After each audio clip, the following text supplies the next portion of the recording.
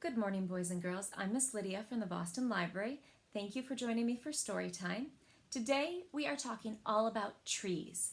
Our first book is called A Tree is Nice by Janice May Udry.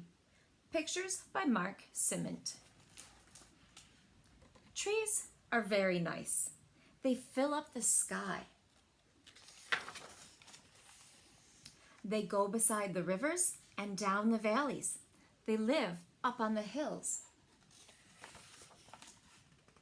Trees make the woods. They make everything beautiful. Even if you have just one tree, it is nice too. A tree is nice because it has leaves. The leaves whisper in the breeze all summer long. In the fall, the leaves come down and we play in them. We walk in the leaves and roll in the leaves. We build playhouses out of the leaves. Then we pile them up with our rakes and have a bonfire. A tree is nice because it has a trunk and limbs. We can climb the tree and see all over the yards. We can sit on a limb and think about things, or play pirate ship up in a tree.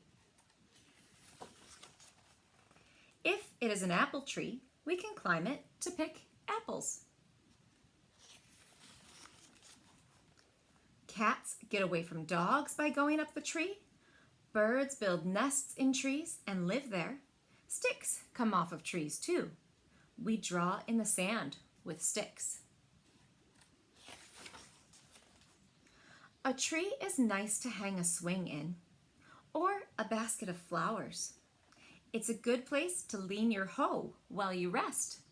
He was gardening, but now he's tired, so he's taking a nap under the tree. A tree is nice because it makes shade. The cows lie down in the shade when it's hot. People have picnics there too, and the baby takes his nap in his buggy in the shade.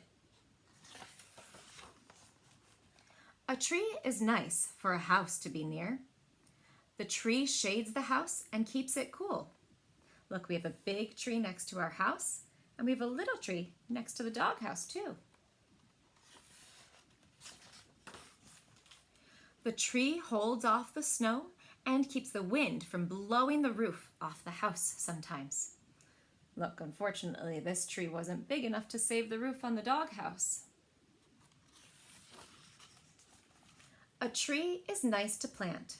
You dig the biggest hole you can and you put the little tree in. Then you put in dirt and lots of water. You hang the shovel back in the garage. Every day for years and years, you watch the little tree grow. You say to people, "I planted that tree." They wish they had one, so they go home and plant a tree too. Our next book is called Everything You Need for a Treehouse by Higgins and Emily Hughes. Everything you need for a treehouse starts with time and looking up and imagining a home of timber and rafters and wrangled, gnarled bark. Your tree may need to stand mighty and alone with balconies of branches so you can fling your arms wide and scout skunks in their burrows and moles in the meadow, even if you need binoculars and 10 tippy toes. Do you see her treehouse way back there? Or maybe it's one soldier in an army of trees, and from far away you'd have to squint to see which one is yours. Is that my turret or a tangled crown? A grove of generals, your refuge in the flora.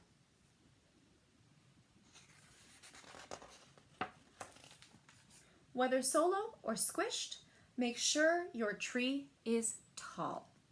You'll want to see sun speckles up close. Start with blueprints to sketch, a hammer to hit, some nails and a saw. Don't forget a hard hat for your head. Then brace once and bolt twice. Raise a slat on some stilts, run a ladder up high.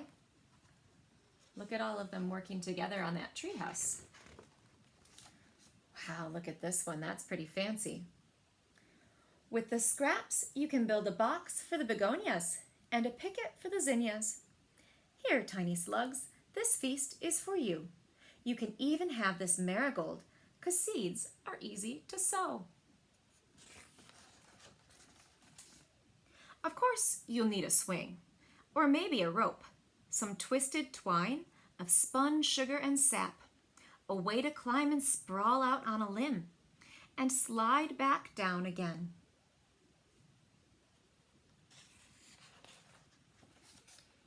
You should build yourself a bookshelf, 'cause you might want to sail sun-kissed seas or dig a hole through the dirt and roots and rocks to the other side.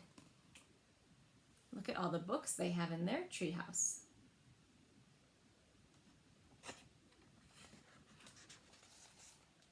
When you get hungry in your hideaway, you'll be glad for the stack of snacks you stashed in your backpack. Red licorice and drippy peaches are my favorites. But if you like pistachios, those are okay too. The pirates like those, so we can spit the shells from our perch. Their treehouse is a boat. Make sure your sleeping bag doesn't have holes. Your socks either, the fuzziest kind. It gets chilly so high, and you won't want to shiver under the pin-pricked canopy. They can see all of the stars from their treehouse. But the stars will fall past your reach, and you'll need a flashlight so you can make your own sky with spotlights and shadows. And you'll think it was such a good idea, this pile of pillows. That looks pretty comfortable. Should the shadows ever growl, it would be nice if your sleeping bag had room. You scoot this way and I'll scoot this way. And did you hear that bullfrog chorus? The best kinds of friends share squeezed hands, and they come with some guts and a smile. There they are all together. Looks like they're telling scary stories with their shadow puppets, doesn't it? You can spill secrets and whispers in a treehouse, 'cause the wind keeps them snug with a rustle, which is a hush you can feel in your bones. That's how you know it's safe.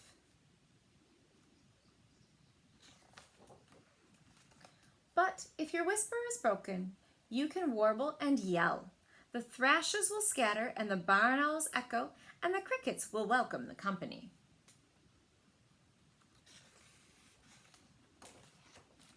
The begonias, the whispers, the sap, and the speckles. Everything you need for a treehouse starts with time and looking up. Our next book is called Because of an Acorn by Lola M. Schaefer and Adam Schaefer, illustrated by Fran Preston Gannon. Because of an acorn. A tree. See the tree sprouting out of the acorn? Because of a tree. A bird. There, the bird has his nest in the tree. Because of a bird, a seed. See, the bird bumped this and scattered the seeds. Because of a seed, a flower. Because of a flower, a fruit. And who eats the fruit? Because of a fruit, a chipmunk. Because of a chipmunk, uh-oh, who's coming there? A snake. Oh, but who gets the snake? Because of a snake, who do you think that is? A hawk. And because of a hawk, an acorn. The hawk perched on the branch and knocked off that acorn. Because of an acorn, a forest. The back of this book tells us a little bit more information about the acorn. The acorn is the white oak's fruit, called a nut. In each acorn, there is one tree seed, but most of the acorns that an oak tree produces won't become new trees. Instead, many of them will provide the forest animals with food. Birds, squirrels, chipmunk, deer, rabbits, wild turkeys, bear, and many others would starve without the nutritious and long-lasting acorn to see them through the fall and winter of each year. But squirrels bury more acorns in the fall than they need to get through the winter. And the forgotten acorns, tucked away in the soil, may one day become new trees to hold the soil, house the birds, and feed the forest. The acorn lies at the center of a vast web of animal and plant life. Without the white oak, the forest ecosystem would not survive. And people cannot survive without forests. Forests stabilize the land, which holds the water that we need to live. We drink this water, cook with it, and bathe in it.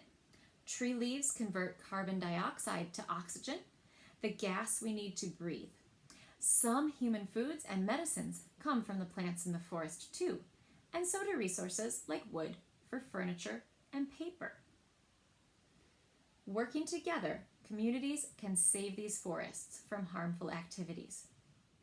When people take too many resources from the forest too quickly, the ecosystem does not have enough time to rebuild. So what can we do to help? The tips that this book gives us are: use fewer napkins and paper towels and more cloth napkins and towels. The less paper products needed, the fewer trees will be cut. Collect and take your cardboard, newspapers, note papers, and letters to the recycling center. The more we recycle, the less paper will need to be made. Buy products that are made from recycled paper and cardboard. If recycled products sell well, there will be less need for new. And visit a forest near you. Take a hike. Watch the wildlife. Walk along a stream. Take photographs.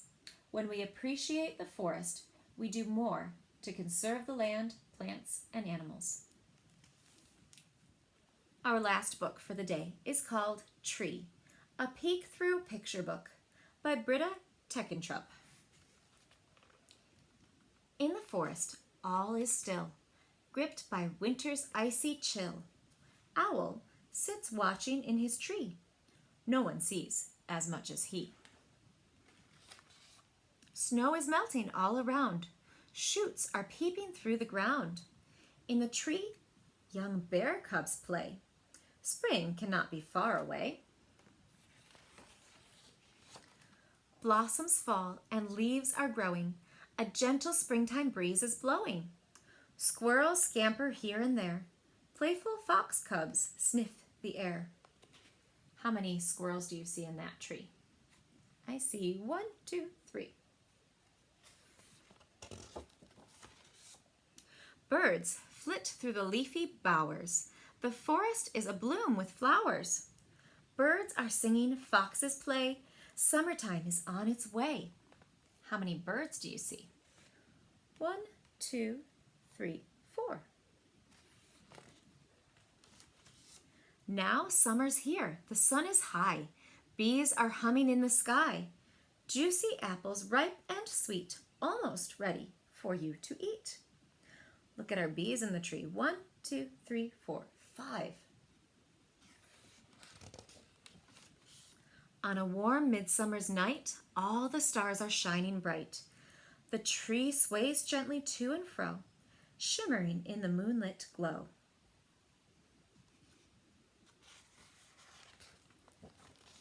Now it's cooler all around. Apples tumble to the ground. Grass is damp with morning dew. Clouds drift across the skies of blue.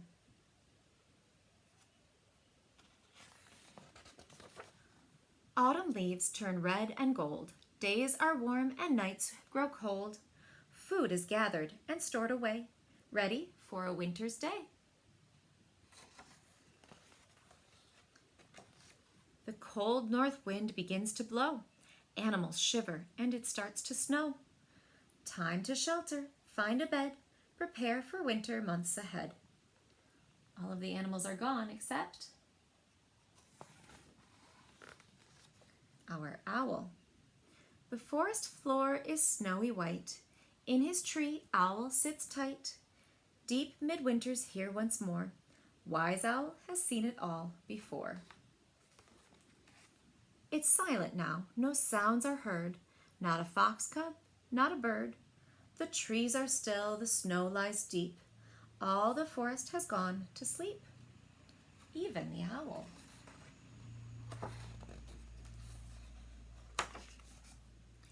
The seasons have all come and gone. Snow has fallen, sun has shone.